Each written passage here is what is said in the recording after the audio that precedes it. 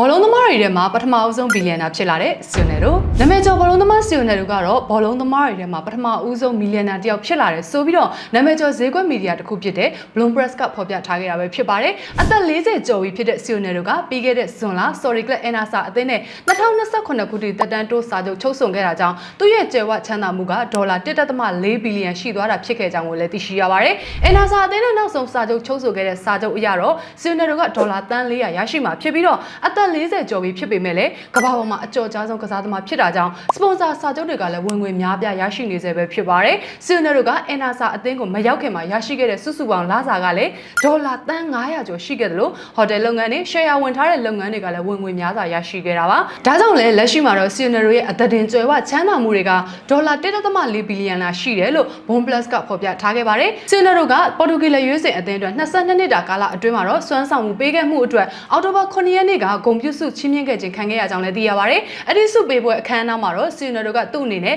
ကစားသမားဘွားကနေအနားယူအောင်မှာမဟုတ်ကြောင်းနဲ့ဂိုးတစ်ထောင်ပြည့်သွင်းယူနိုင်ဖို့အတွက်စ조사သွားအောင်မှာဖြစ်ကြောင်းလည်းထည့်သွင်းပြောကြားခဲ့တယ်။ဆီယိုနယ်တို့ကကစားသမားဘွားတက်တန်တစ်လျှောက်946ဂိုးထိသွင်းယူထားပြီးတော့ဘောလုံးသမိုင်းမှာလည်းတရားဝင်ထားပြီးတော့ဂိုးသွင်းအများဆုံးကစားသမားဖြစ်ရပ်တည်နေပါတယ်။ပေါ်တူဂီလက်ရွေးစင်အသင်းအတွက်142ဂိုးထိသွင်းယူထားပြီးတော့လက်ရွေးစင်အသင်းသမိုင်းမှာလည်းထားပြီးတော့ဂိုးသွင်းအများဆုံးကစားသမားဖြစ်ရပ်တည်နေတာပါ။